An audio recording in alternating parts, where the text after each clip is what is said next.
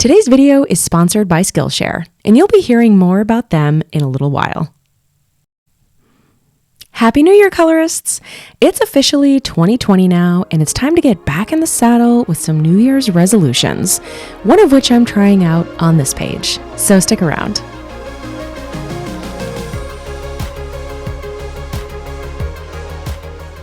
Now, you guys might remember from one of the holiday coloring videos from last month that I mentioned my fairly predictable nature when it comes to color palette, or at least coloring things kind of the typical color that you'd see them in, which is fine. There's truly nothing wrong with that whatsoever. But I had to ask myself, am I missing out on an opportunity to have a little bit of fun and maybe learn a thing or two? So I just decided that I'm going to make a conscious effort not to play it safe on this page.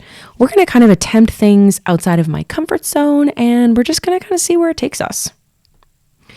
Now, this page here, this is about 70% sky and water. It's a lot of the page. So to me, that really speaks out as kind of the opportunity to really go for it.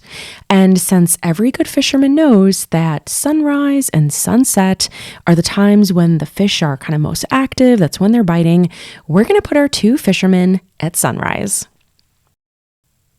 Now, to start, I think it would be really fun to kind of have the sun like just peeking over these buildings here. So I've started with kind of some intense yellows and oranges right here in a circular shape to kind of give us that sun. And by the way, this is a wonderful time to use some online photos of sunsets or sunrises, especially over water, as reference photos. These will really tell you a lot about the colors, the shapes, the sizes, because you don't have to know all of these things right off the top of your head while you're coloring. In fact, I'd be kind of freaked out if you did. I encourage you to use reference photos each time you color, especially if you're trying something even like semi-realistic. It'll help you tremendously. It'll kick off your color palette, give you plenty of fresh ideas. It'll help tremendously, trust me. For example, I probably would not have been as bold and daring with this orange if I hadn't looked at reference photos. I probably would have erred on the side of some more like yellowy oranges, which would have looked fine, but boom, I love how this orange just pops off the page, just like it did in my reference photos. And perhaps I can even kind of figure out a way to use a little bit more orange later on in the page. So I'm going to keep these close by. Also, I want to keep that sun shape in that very kind of circular shape intact. I don't want to blend it out too much, but I do want to start to kind of color the sky itself with some of these like lovely, soft, kind of pastel-y sunrise colors. And I think a nice soft peach would be a great transition color between that orange sun and the pinks that I'm going to be using later on. But again, I don't want to blend the orange into the pink. I still kind of want to have that nice sun shape like in my reference photos. So it's just going to kind of be up against the sun, not necessarily blended out. And I'm applying this with super light pressure. And I know I say that all the time. We could seriously turn it into a drinking game. But being light-handed allows you to layer in additional color later. It allows you to hide your pencil strokes better. Just using this one technique will instantly elevate your coloring skills and the possibilities that you'll be able to achieve with your artwork.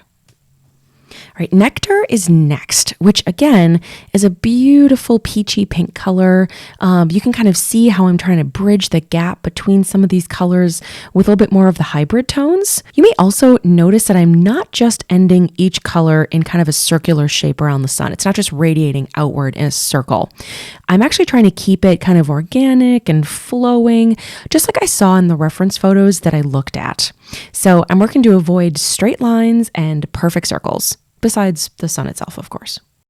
Now, Rosy Beige and Clay Rose will be my next layers. And both of these have a hint of lavender in them, which is perfect because it's going to bridge the gap between my pinks and the purples that I'm actually intending to finish with up at the very top of the page. Oh, and speaking of reference photos, I also noticed some kind of dappled, like cloud cover with some of the kind of lovely colors poking through in some of the reference photos. It's not always just like a clear, straightforward, gradient in the sky. So I am going to add a little bit of that myself with clay rose.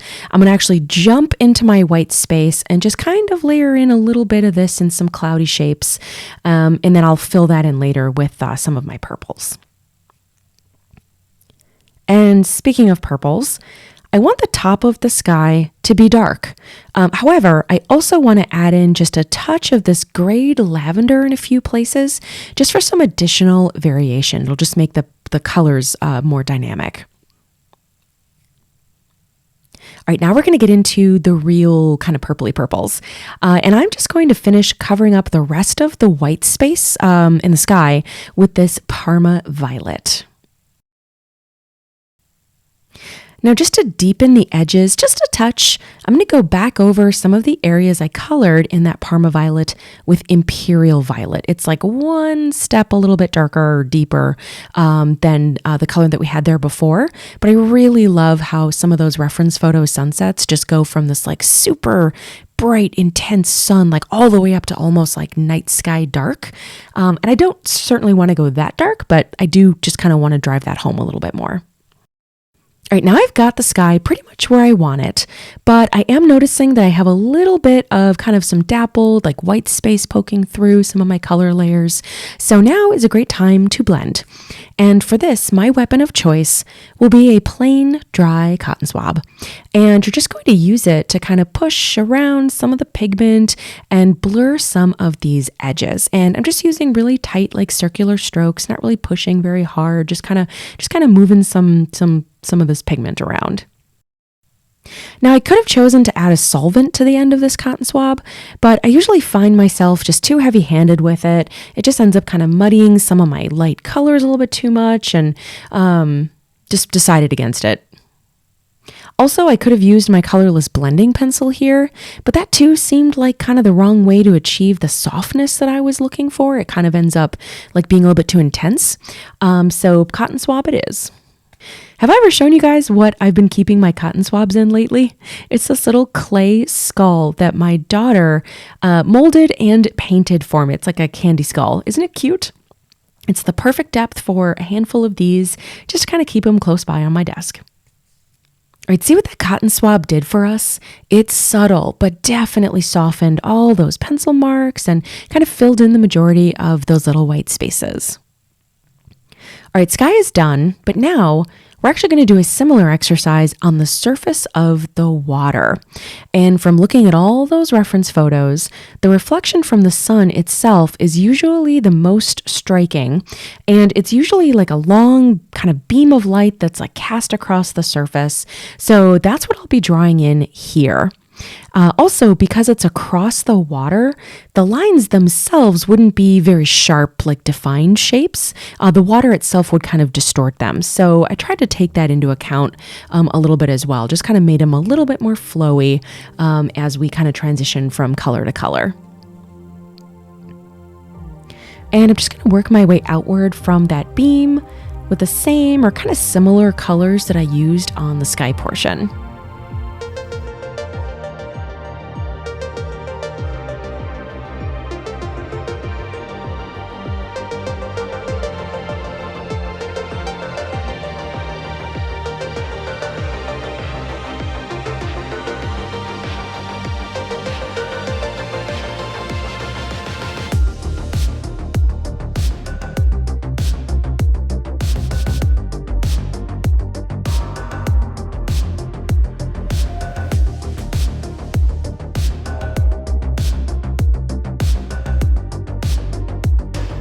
Now, the one caveat to those colors is that there would certainly be a good portion of the water that would still be very dark. And that's because the buildings here would be casting significant shadow onto the water because the sun is behind them. So if you think about like the way that light and shadow works, the sun is facing those buildings. And since we are looking directly at that, the buildings themselves would be dark. They'd be casting a significant shadow onto the water. So I'm going to concentrate this dark grape color along the shoreline here and also out into the water to be that shadow. And you don't have to do this like exactly, like you don't have to like mirror the silhouette of the buildings, but I am going to try just to match some of the shadows with the shapes, at least with this like big tower here where it's quite a bit taller than the other structures. All right, one more layer I think here and we'll have it. The dark grape was better, it was good, but I think we need an even darker color just to really reinforce that idea of shadow from these buildings.